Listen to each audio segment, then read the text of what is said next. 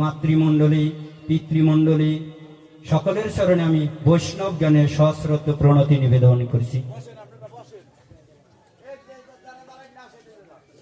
আমার গুরু মহারাজ ছিল দামোদর দাস বাবাজি মহারাজ, যে আদেশ এই হতভাগা পামরকে অশেষ কৃপা হিসেবে দান করেছেন। বর্তমান সময়ে 2:40 বাজে, আমাদের সকলেরই এখন প্রসাদ পাওয়ার লালসা।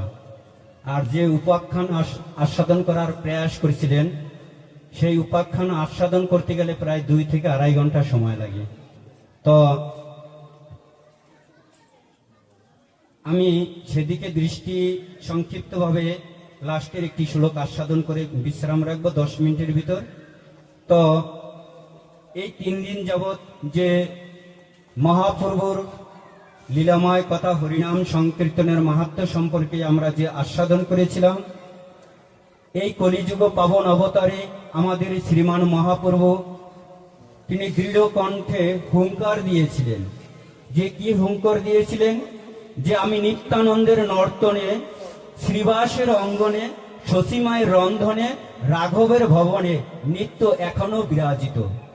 তো আমার দৃষ্টিকোণ থেকে